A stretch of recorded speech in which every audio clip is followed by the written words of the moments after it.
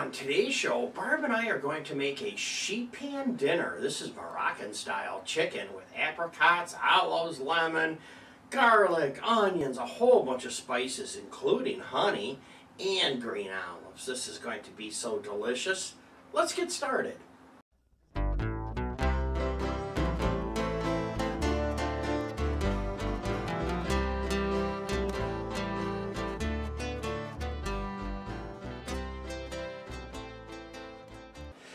Hi everyone, welcome back to the Diabetic Diet Show. And here's Barb with the question of the day. Do you like honey? Click on the thumbs up button if you like honey. Let's go through the ingredients. I have 4 chicken thighs. I have apricots soaking in the water. I have a mixing bowl all set and ready to go for my spices. I can move the apricots out of the way. I have some olive oil that I'm going to put in the bowl, and we'll use a little more of this in a little while. Then we need to put our spices in, and these spices are typically about a tablespoon is the amount of each of these to put in. So I use a palm. If you do your palm, that's about a tablespoon. Also, I think with these spices, if you were to put a little bit too much in, it wouldn't matter. You know, people that cook all the time don't really pull out the spoon.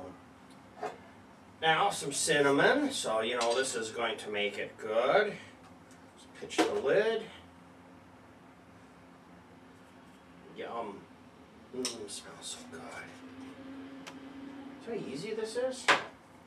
And the mint will be for later on, so we'll use that later.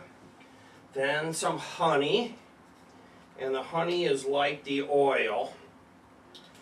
We're going to put a tablespoon of that in, and then we're going to save it because we're going to put some more on the chicken in a little bit. And the olives are going to go on the cookie sheet. Now, the garlic was in a brand new bulb. So I took the entire bulb, put it in a pan with a lid, I shook the heck out of it, broke them loose, and then I cut the ends off them so they're ready to go.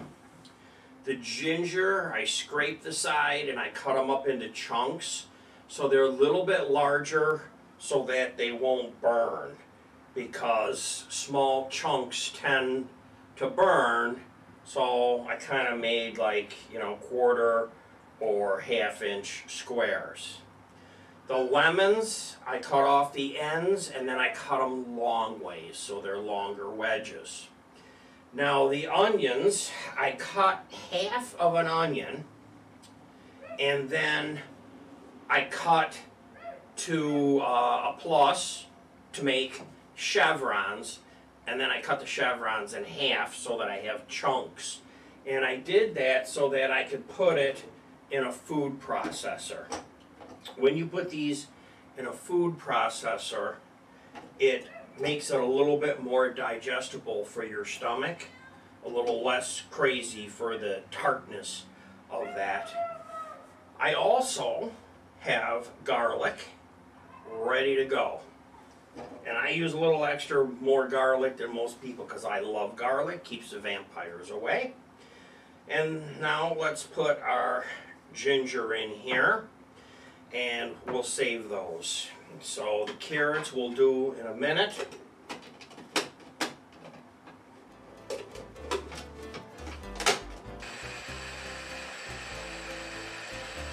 Gives you that nice bright color like that.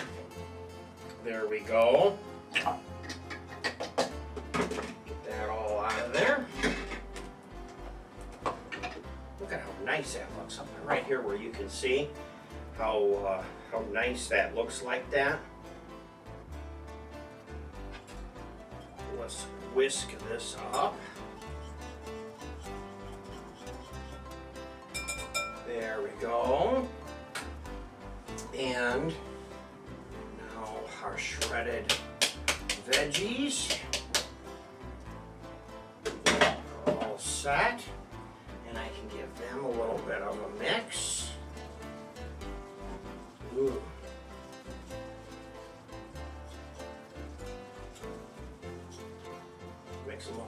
good. Okay, now the next step is going to be the chicken. And I need some parchment paper. So I have that open.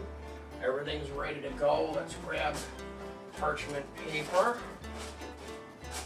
You can use aluminum foil too if you want. Okay, so here we go. Let's get these chickens out here. I have pressed them, even though they're thighs. They kind of look like breasts, but I've kind of pressed them a little bit. There we go, just like that. See, because they squeeze them when they ship them. I want to put them in small little containers, just like that. Now I want to put salt on my chicken. By the way, I have the oven preheating to 350 degrees. And this will take approximately 45 minutes. But remember, don't cook by time, cook by temperature. You know chicken has to be at least 160. Some people say 165, but it has to be at least 160. Okay, now we need to get these ingredients out here on top of the chicken. So let's just grab a tool to do that. Just like that. Because you want it on thick. Just like that. There you go. And if you want, you could put more honey on. And I think I will, just for the fun of it. Let's just put a little bit on the top of these, because honey's a good thing. And you know, you gotta watch honey, because it can burn. So now, there's apricots and lemons. So the lemons are just going to go on the tray, like this. No particular place they need to go. Just kind of lay them out. Make it look fancy, like you had a plan. Okay. Then some apricots have been soaking. So I'll drop the apricots out. And here we're supposed to use about a half a cup of apricots, but they look so good and they come in such a big bag. This is the second time I've cooked with apricots that I decided just to put a whole bunch out because they taste so good. Now, last ingredient here is going to be some olives. I've drained these already. And I do like olives, so I'm putting a lot of olives out. Maybe more than you'd want to put out. But, other than the mint, which we're going to sprinkle on the top later on, I think that's all we need to do for now. Let's throw this in the oven.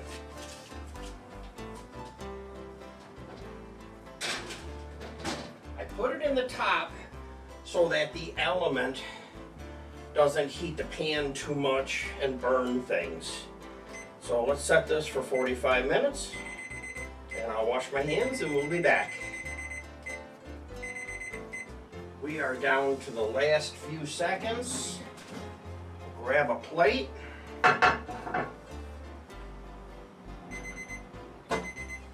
And our timer says that it is time to quit. And now we'll bring it out and we'll check it with the thermometer.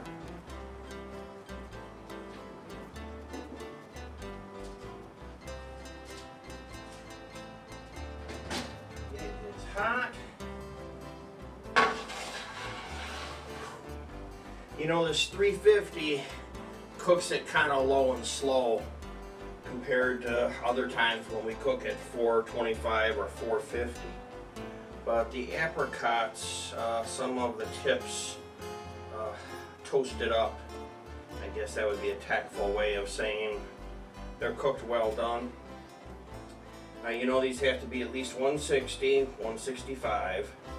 They are 173. So that was 5 minutes early, so that was in 40 minutes. This is what they look like. So that is fantastic. They're not overdone. This is going to be delicious. So let's grab a plate and see what we can do about dishing this up. Sometimes it can be a little bit of a challenge. Okay. And maybe need a spoon to help it. Look at some of these olives. I'm a big olive person. I like olives in my salad and things like that. And the apricots are going to be so good. And not all of them toasted up. So I think it was just the ones up on the top did that. So maybe keep your apricots more down on the bottom so that that doesn't happen. And if you like watching cooking shows and you want to see some more of the shows that I've done, I have some more shows just like this. And this is my final product, and here's a couple more.